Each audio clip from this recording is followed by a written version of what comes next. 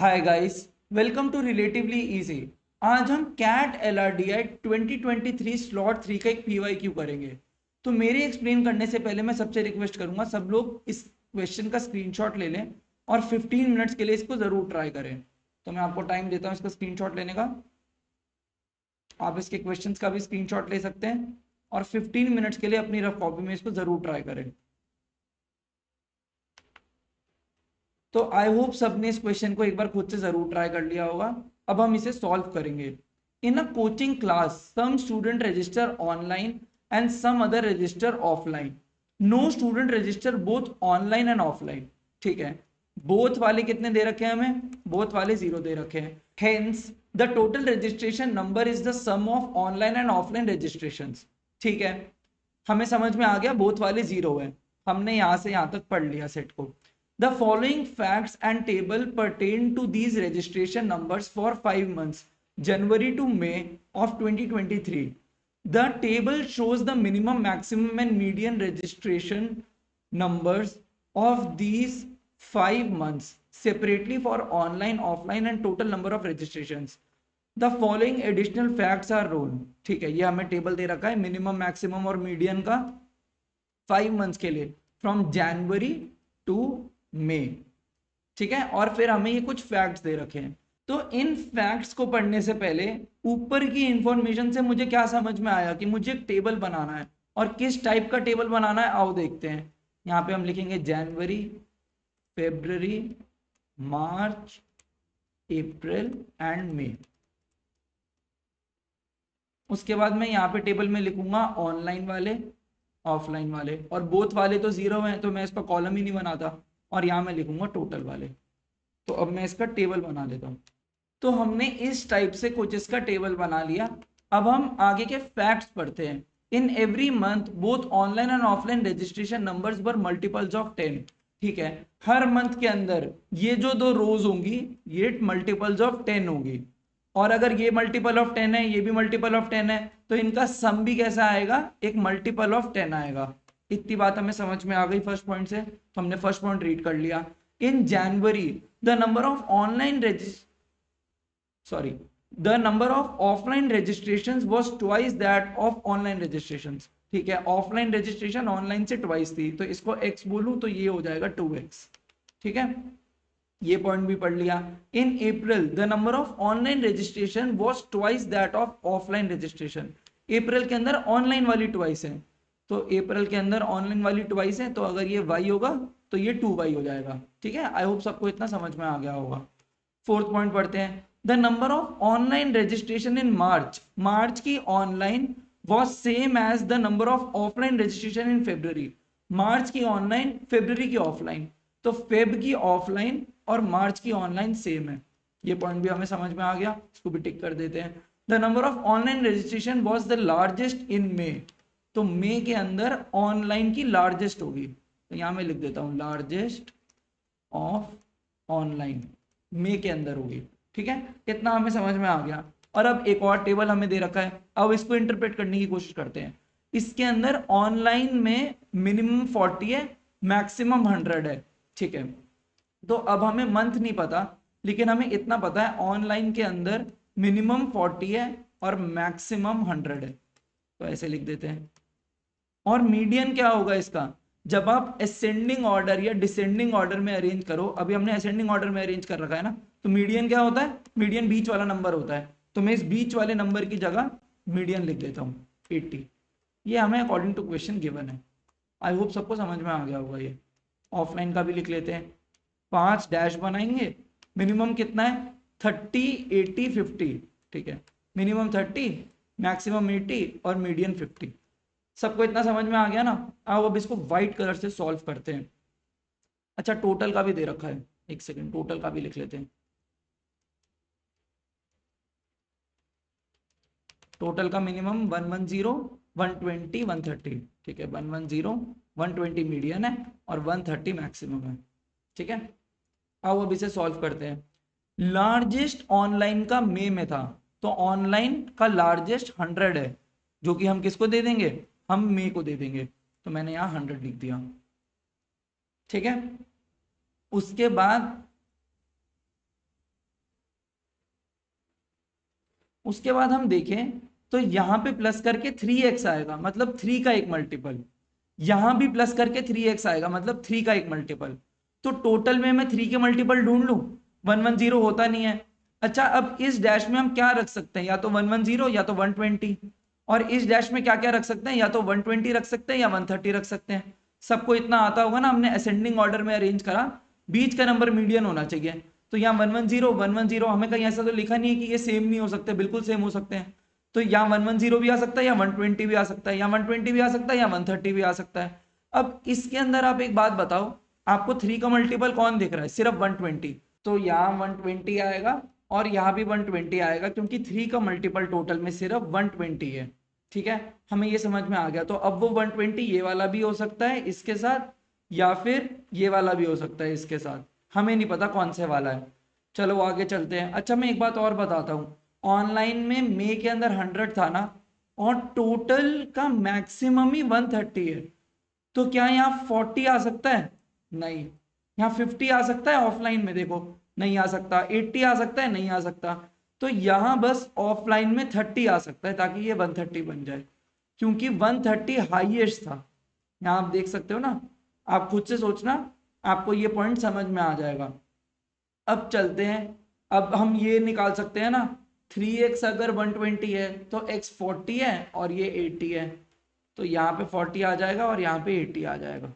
ठीक है, अब हमारा नेक्स्ट अटैकिंग पॉइंट क्या होगा, ये z है तो ये भी z है, ये दोनों इक्वल है। नेक्स्ट अटैकिंग पॉइंट यही होगा ना। चलो आओ देखते हैं, यहाँ पे क्या क्या आ सकता है। यहाँ पे 30 आ सकता है, 40 आ सकता है, या 50 आ सकता है। सबको इतना समझ में आता है? यहाँ पे क्या क्या आ सकता है, यहाँ पे 50, 60, 70, 80, इनमें से कुछ भी आ सकता है यहाँ पे। ठीक है, अब हम ना यहाँ पे वैल्यूज पुट कर करके देखते हैं। अच्छा, क्या क्या यूज हो गया, एक 30 यूज हो गया है हमारा, एक 30 यूज हो गया हमारा, एक 80 यूज हो गया है यहाँ पे, और एक 40 भी यूज हुआ है, एक 40 यूज हुआ है, देखो ये 40। तो यहाँ पे 30 और 50 नहीं, 40 आया होगा, जो कि यूज हो गया है। ठीक है, यहाँ पे मैं इसको सर्कल कर देता हूँ, यहाँ पे एक 40 है। ठीक है, यहाँ पे अब ना z में हमें पुट कर करके केसेस बनाने पड़ेंगे, पुट कर करके देखते हैं। यहाँ पे अगर मैं 80 डालूंगा तो यहाँ पे भी 80 आएगा। अब यहाँ पे 80 डाला तो एक बार 110 भी आना चाहिए। ठीक है, 110 बनाने के लिए मुझे यहाँ 30 चाहिए। क्या यहाँ पे 30 आ सकता है? बिल्कुल नहीं आ सकता, क्योंकि एक 30 हमारा यूज हो गया है और उसके बाद 40 है। यहाँ पे 30 नहीं आ सकता अगर आप सोचोगे। तो यहाँ पे 30 आना चाहिए एक बार 110 बनाने के लिए। आप बोलोगे सर यहाँ पे 110 नहीं, यहाँ पे 110 बना देते हैं, पर ऊपर भी 30 नहीं आ सकता, क्योंकि इसका मिनिमम ही 40 है। तो 80 का केस ही गलत हो गया ना। सबको समझ में आ गया 80 गलत क्यों हो गया? क्योंकि 30 आ ही नहीं सकता। तो 80 यहाँ पे गलत हो गया। चलो 70 डाल के देखते हैं, 70 डाला, 70 डाला। अब एक जगह यहाँ पे 40 आना चाहिए। ठीक है, अगर मैं यहाँ पे 40 रखता हूँ तो यहाँ पे एक 40 तो यूज हो चुका है, और एक ही 40 आ सकता है ऑफलाइन के अंदर, अगर आप ध्यान दोगे तो यहाँ पे 40 नहीं आ सकता, यहाँ पे 110 नहीं आ सकता। तो यहाँ मैं कट कर देता हूँ, यहाँ पे 140, सॉरी यहाँ पे 40 नहीं आ सकता और 110 नहीं आ सकता। तो यहाँ पे 40 डाल के देखते हैं। अगर मैंने यहाँ पे 40 डाल दिया तो यहाँ पे 50 आएगा।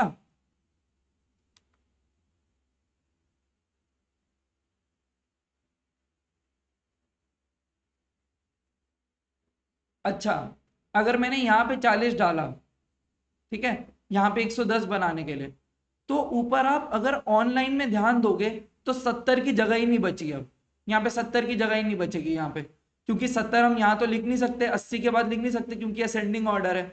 इसलिए यहाँ पे 70 वाला केस भी कैंसिल हो गया। ठीक है, तो 70 भी नहीं आ सकता। 60 रख के देखते हैं, 60 रखा, 60 रखा। अब यहाँ पे एक जगह में 110 बनाना है। अच्छा, ये 40 भी हट गया था ना, ये पिछले केस का था। यहाँ पे अगर मैं 50 रखूंगा तो यहाँ पे 110 आएगा, तो 50 यहाँ पे आया। ठीक है, अब यहाँ पे 60, यहाँ पे 50 बचा, और 110 यहाँ पे आ गया। तो ये केस तो चल रहा है, ये केस तो हमारा सही आ गया। पर फिर भी एक बार हम लोग 50 रख के देख लेते हैं कि दो केस तो नहीं आ रहे। तो z इज इक्वल टू 60 हमारा सही आ रहा है। एक बार 50 रख के देखते हैं। 60 एक बार मैं चेक कर लेता हूँ, 60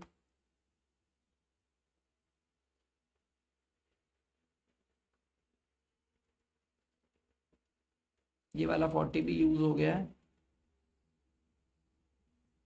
60 रखा ऊपर, नीचे यहाँ 60 तो यहाँ 50, यहाँ 110 आएगा। ओ 60 वाला केस भी कट जाएगा, 60 वाला केस भी कट जाएगा, नहीं कटेगा, यहाँ पे 60 आएगा, ठीक है। तो एक बचा। अच्छा अब यहाँ पे, अच्छा 60 वाला केस रॉन्ग है, मैं बताता हूँ कैसे, आओ देखते हैं। यहाँ पे ऊपर हमने 60 लिख दिया ना, अब 80 के बाद यहाँ पे क्या क्या आ सकता है, 80 90 100, पर अगर मैं यहाँ पे 80 90 या 100 रखूंगा तो मेरा आंसर 140 150 और 160 आएगा, पर टोटल का मैक्सिमम ही 130 हो सकता है, इसलिए 60 वाला केस भी गलत आ गया। सबको समझ में आ गया ना 60 वाला केस गलत क्यों है, क्योंकि यहाँ पे 60 रखा था तो यहाँ पे 80 90 100 आना चाहिए था, जो मैं इरेज कर रहा हूँ। 110 तो बन गया था 60 वाले केस के अंदर, लेकिन उससे टोटल वाली बात गलत आ रही थी, ठीक है। तो ये 60 भी नहीं हो सकता। चलो 50 रख के देखते हैं, 50 यहाँ पे 50 रखा, यहाँ पे 50 रखा, अब यहाँ पे 50 रखा तो ऊपर में यहाँ पे 50 लिख दूं, तो यहाँ अब भी 80 90 100 आ सकता है, 80 90 100। तो अगर मैं यहाँ पे कुछ भी रखूंगा 80 90 100, तो 90 और 100 तो रख नहीं सकता, क्योंकि टोटल हमारा 130 से ज्यादा हो नहीं सकता, इसलिए यहाँ पे 130 आ जाएगा। और एक बार 110 तो आना ही था, तो यहाँ पे हमारा 60 आ जाएगा।